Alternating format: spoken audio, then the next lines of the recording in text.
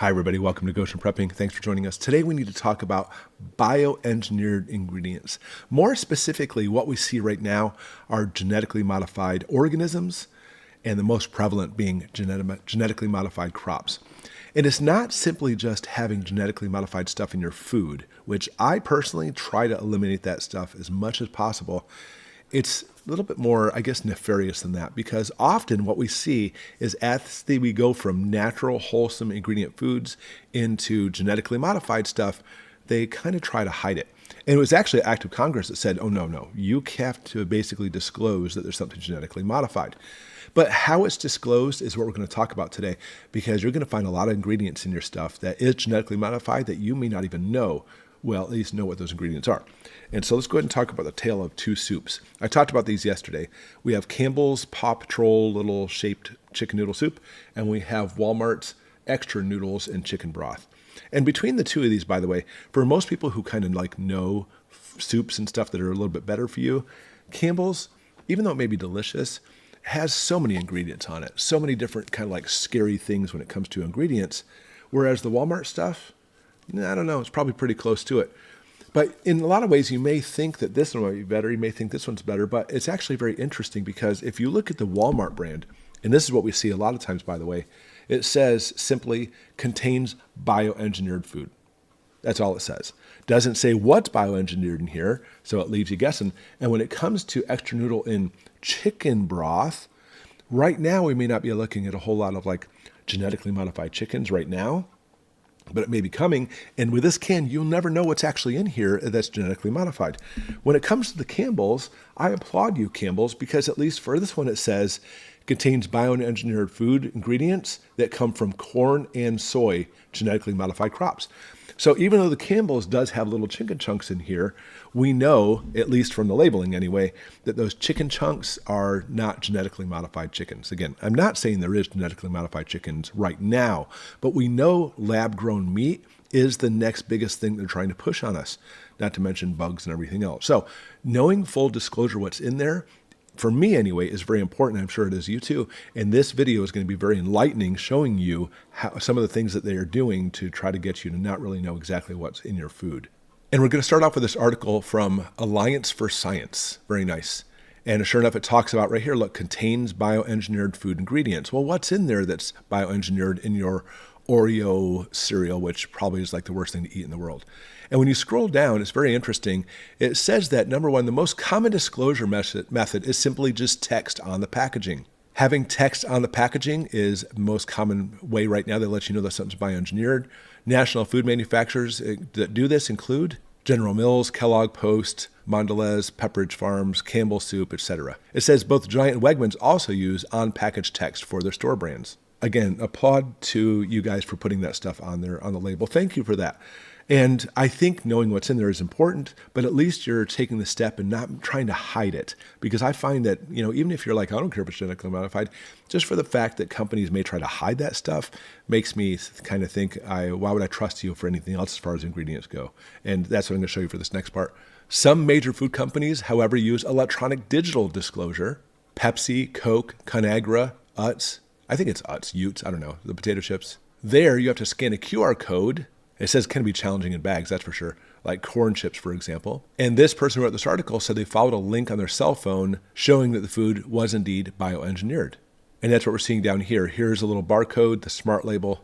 And I mean, look how big that label is. Why doesn't Tostitos simply just make it that, oh, by the way, this is what's in there? Well, they don't really want to disclose it, in my opinion anyway. That's why they're doing it and not making it so clear. So you actually have to click and go to the website to try to find out what the mystery stuff is inside that bag. And almost no products in the store used the USDA bioengineered symbol. They actually have a symbol for this. Almost nobody uses it. And when we talk about as far as the disclosure for the ingredients themselves, almost nobody has the derived from specific ingredients, except for Campbell's. Again, because at least on here, they tell you exactly what food is bioengineered. So for Campbell's, I applaud you. But what about the rest of these foods? You have no idea. And that's what we're getting at. No information on which ingredients are bioengineered. That's so important for me to know this. Conagra's corn, frozen corn, obviously that's what's bioengineered.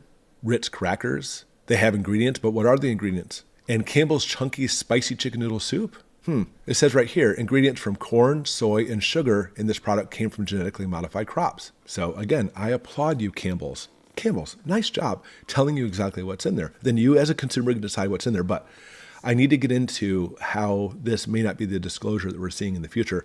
There's certainly things coming, by the way, that they're not going to let you know it will be genetically modified, or at least what in there is genetically modified. Because from the USDA, it shows you exactly what kind of genetically modified foods we have nowadays. Alfalfa, certain apples, canola, corn, we know about corn, cotton, eggplant, some papaya, some pineapple, potatoes, salmon, look at this one, salmon, soybeans, squash, sugar beets, and sugarcane. Interesting. We'll talk about salmon in a second, but let's go ahead and talk about meat for a second. When we talk about cows and cattle, I'm not a cattle rancher by any means, but I do know there's a lot of corn that's fed to cows. And I wonder, since those cows, which are producing your milk and your meat, eat genetically modified corn, is that being passed down to you? Also up here in Michigan, you know what they feed a lot of the cattle? Sugar beets. Up here in Michigan, they feed a lot of cattle sugar beets. And so I would question, how in the world is that passing down to the cattle, which is passing down to you? Honestly, in all reality, it may not be. But I would like to know. The thing is, you're not going to see a cow or a piece of meat at Walmart stamped with BioEngineered if it was eating BioEngineered corn and sugar beets. You'll never get that on there. But when it comes to salmon, this is very interesting. Aqua Advantage salmon approval. It says they meet the statutory requirements for safety and effectiveness. They are safe to eat and has introduced DNA that is safe for the fish itself. And the salmon meat, the sponsors claim about faster growth. That's what it's all about, is growing them faster. And I'll be the first to tell you, obviously, they're doing this to the salmon so they'll grow faster, makes it far more profitable for the company. But also, we have some serious overfishing problems going on right now around the world, and the fish are just not as plentiful. So one way they're trying to fix this, genetically modify the salmon. They take the gene from a different fish, a whole different species, by the way, to make it so the salmon grows very fast. That way they can mass produce it to feed the population. And it says the USDA regulates the disclosure of bioengineered content and the labeling of human food from genetically modified salmon. So at least right now it's being labeled. But again, you may not know what's actually genetically modified in that. So if I go back to like a can of chicken noodle soup, right now there may be corn stuff in there, maybe soy stuff in there that's making it genetically modified. But what about eventually having genetically modified chicken? On here it just simply says it's genetically modified. The USDA will approve it. They approve anything. They don't care. And make it so, oh, it's safe, even though, of course, there's no long-term research to see how safe some of this stuff is. In my opinion, it's just crazy that they push this stuff out like it's food without even giving it a second thought. And there's far more coming even now. And the Food and Drug Administration talks about all kinds of new plant variety consultations. As you scroll down, there's all kinds of things on here. Corn, tomatoes. Of course, we know about corn and canola. Wheat, soybean. The list goes on and on. These are all the new ones coming down the pike, trying to make it so they can genetically modify stuff. Again, a lot of it's for profitability. Rice, look at that, rice. But it's also simply to make it grow faster and be able to try to solve problems when there's shortages in certain things. Pineapple we talked about, apples, lots of potatoes, cotton, and that is our future. I always talk about when it comes to prepping, being self-sufficient. Self-sustainability is the key. And you know, if you produce a lot of the stuff on your own property, you can get away from being genetically modified, but that's so difficult. Even if you had the property to be able to always produce all your own food constantly. I mean, for those of you who do it, I applaud you. We try, even on our property, but you really have to grow a lot of food to be able to feed your family. It's amazing.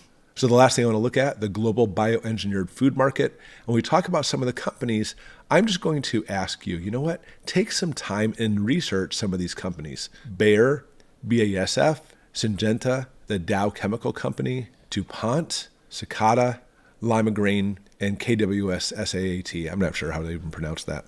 Look up these companies. I challenge you to. Because when we look at bioengineered stuff, on this side, they may simply say, you know, we're just trying to feed the world hunger problems. That's what they say. You know, it's interesting. We saw some Tyson plants burned down for chicken, and then Tyson closed down some chicken plants. Then coincidentally, they opened up some other plants that are going to be working, I think it was bugs or something like that. There's always like these really weird things that they're trying to push and go into. We don't want you to have the chicken. We want you to eat, You eat the bugs, as the WEF says. But I mean, you could simply say they're trying to feed the world's food problem. Even since the 50s, we've introduced all kinds of stuff into farming to try to be able to feed the growing population of the world.